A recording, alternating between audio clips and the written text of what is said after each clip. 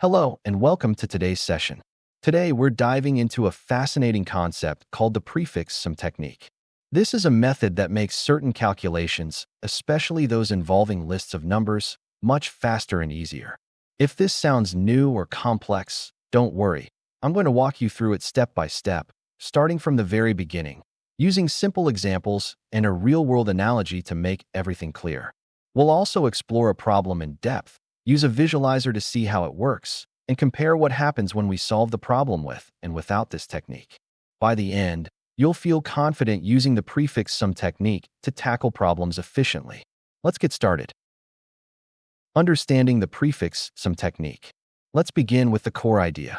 The prefix sum technique is a way to speed up calculations when you're working with a list of numbers and need to find the sum of numbers between specific positions in that list.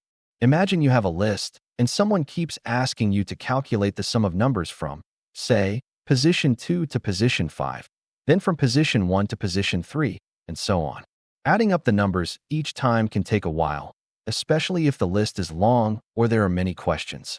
The prefix sum technique solves this by preparing a special list that lets you answer these questions almost instantly.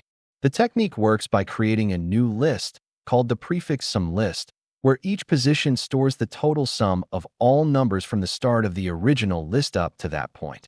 This prefix sum list acts like a shortcut, allowing you to find the sum of any range of numbers with just one simple calculation.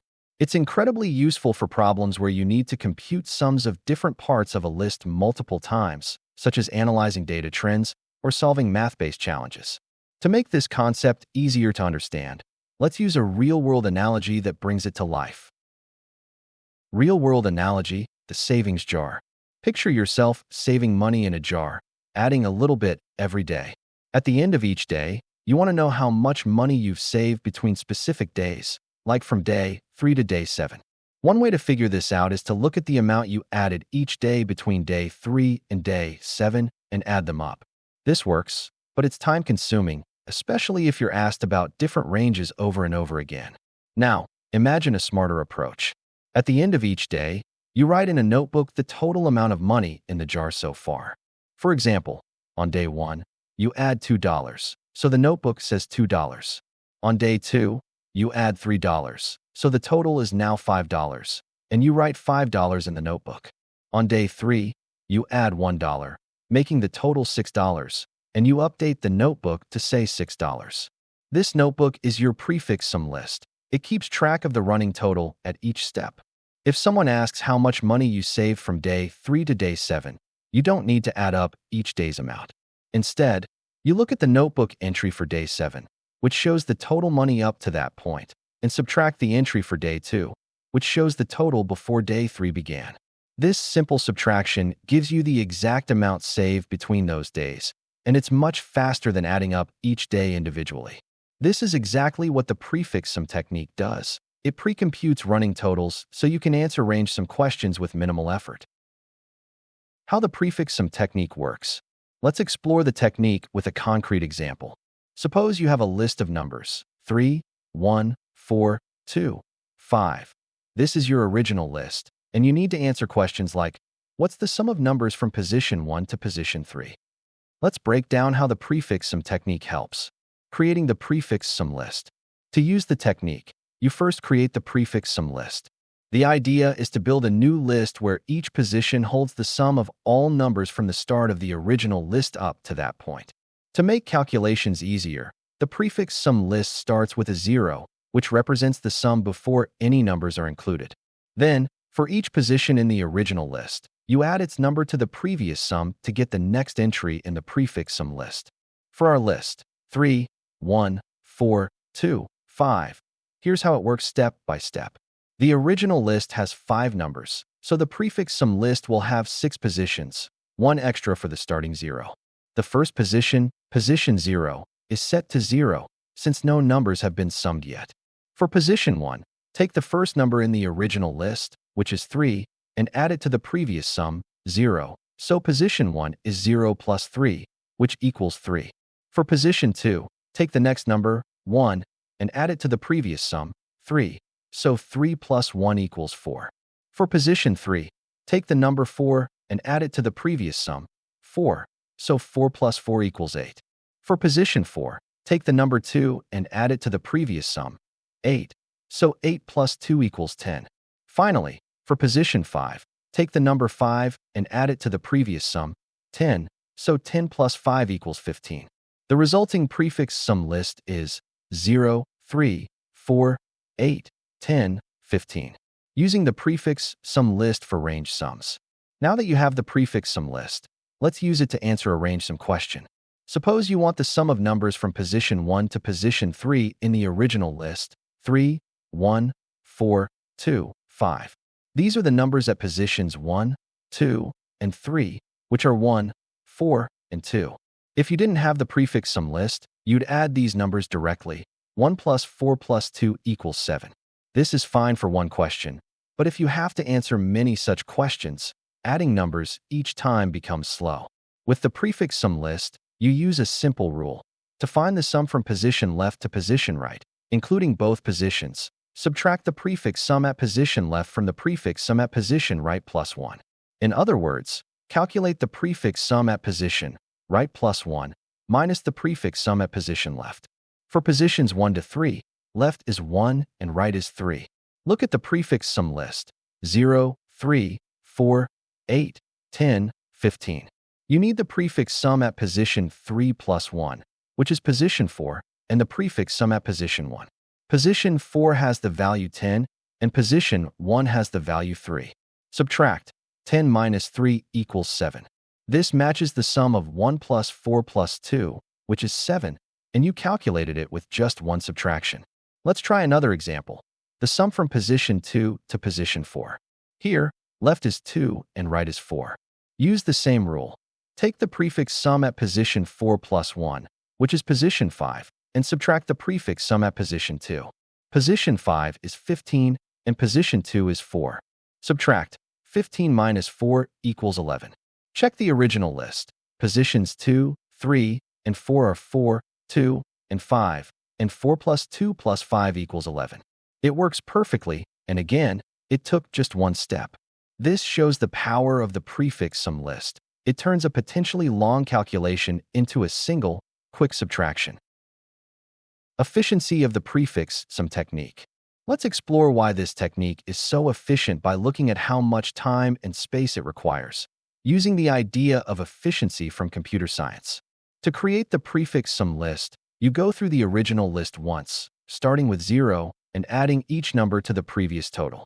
If the list has n numbers, this process takes n steps, because you perform one addition for each number.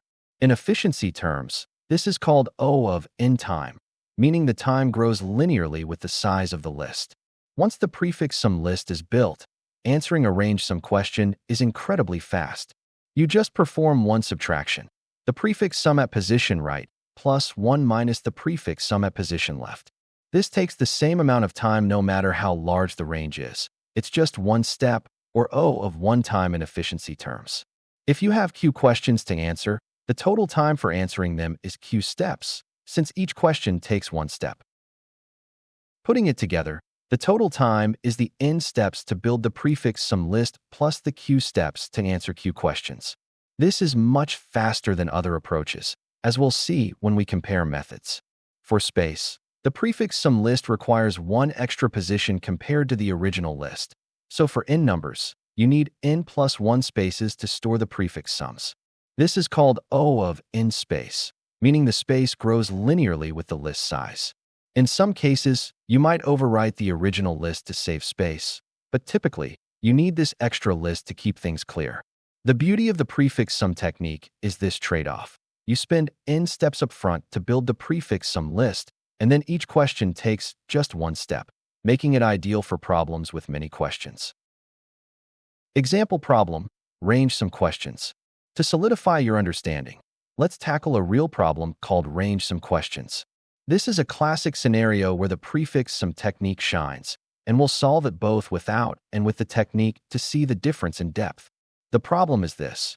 You're given a list of numbers, and you need to answer multiple questions of the form. Find the sum of numbers from position left to position right.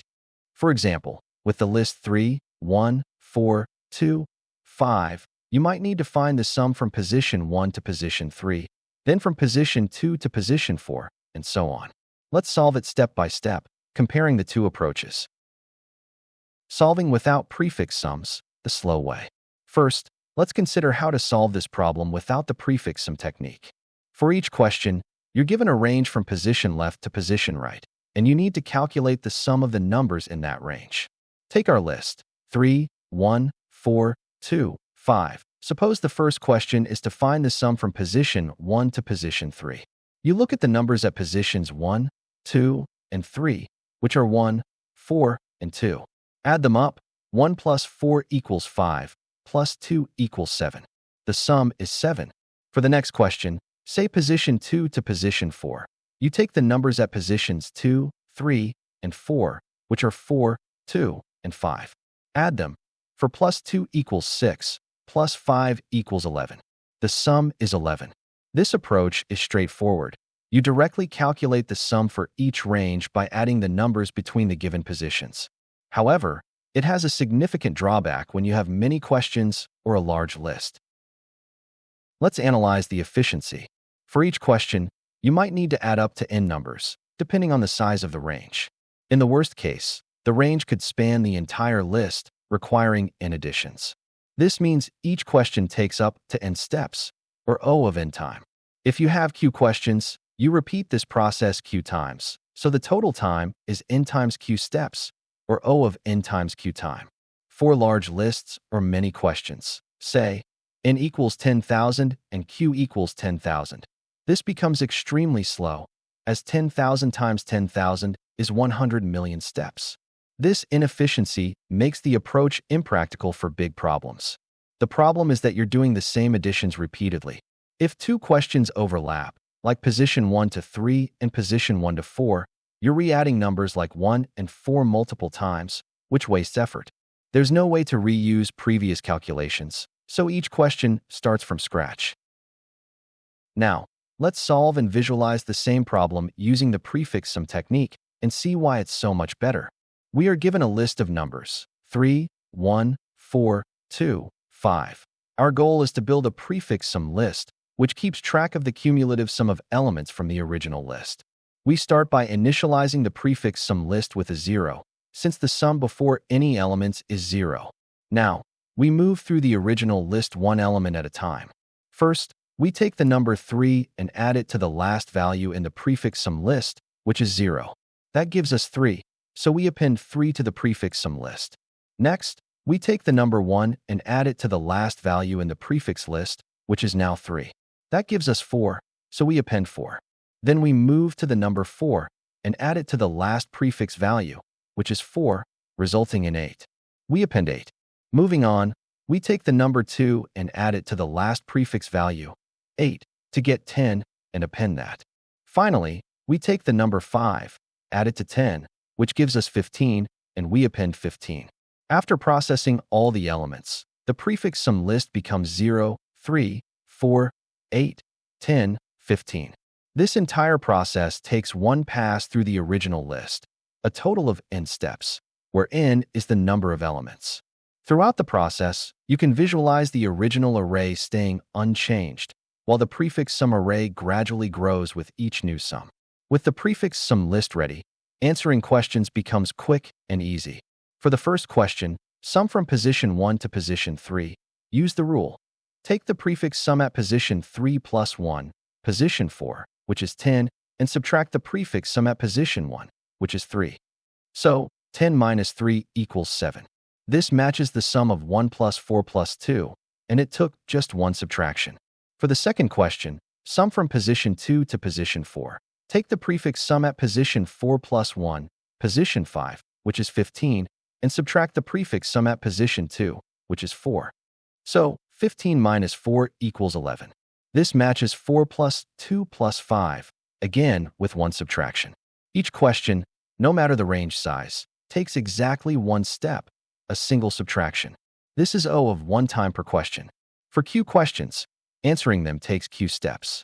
The total time is the n steps to build the prefix sum list plus the Q steps for the questions, which is O of n plus Q time. Compare this to O of n times q without prefix sums. For n equals 10,000 and q equals 10,000, the prefix sum approach takes about 20,000 steps, 10,000 to build plus 10,000 for questions, versus 100 million steps without it. That's a massive improvement. The key advantage is that the prefix sum list pre-computes all the running totals, so you never repeat additions. Even if questions overlap, like position 1 to 3 and position 1 to 4, the prefix sum list handles them efficiently because the totals are already calculated. This pre-processing step makes the technique incredibly powerful for problems with multiple questions. This contrast shows why the prefix sum approach is so efficient. It eliminates repeated work and simplifies the process to a single calculation per question. General approach to using the prefix sum technique. Here's how to apply the prefix sum technique to any similar problem. First, create the prefix sum list by starting with 0 and adding each number in the original list to the previous sum, building a list that stores the running totals. This step takes one pass through the list. Next, for each range question from position left to position right, calculate the sum by subtracting the prefix sum at position left from the prefix sum at position right plus 1. This gives the sum of numbers in the range in one step. Finally, use the result to solve the problem, whether it's reporting the sum, comparing sums, or using the sum in further calculations. This approach works for any list and any number of range questions, making it a versatile tool. When to use the prefix sum technique. The prefix sum technique is ideal for problems where you need to calculate sums of ranges in a list multiple times, like finding the total score in a game between 2 rounds or the total sales in a business between 2 dates. It's also useful for tracking running totals, such as cumulative balances over time, or for related problems where you need to update or compare ranges efficiently. The technique can even extend to more complex scenarios, like summing areas in a grid of numbers, though that's a topic for later. You'll encounter it in challenges where quick calculations over parts of a list are critical, especially when there are many questions to answer. Common mistakes to watch out for. When using the prefix sum technique, be careful about a few common errors. First, make sure to use the correct positions in the formula. It's the prefix sum at position right plus 1 minus the prefix sum at position left. Forgetting the plus 1 will give you the wrong sum, as you'll miss the last number in the range. Second, watch for off by 1 errors, especially if the problem uses different indexing conventions, like starting positions at 1 instead of 0. Always double-check that your positions align with the problem's requirements. Third, don't recompute sums for each question by adding numbers directly. That's the slow approach you're trying to avoid. The whole point is to build the prefix sum list once and use it for all questions. Finally, remember that the prefix sum list requires extra space, so ensure your solution accounts for storing n plus 1 values. Planning for this space upfront prevents issues in problems with tight memory constraints. You've now mastered the prefix sum technique. It's like keeping a notebook of running totals that lets you answer range sum questions with a single calculation. Thank you for joining me today. Keep practicing, and I look forward to building more problem-solving skills with you in our next session.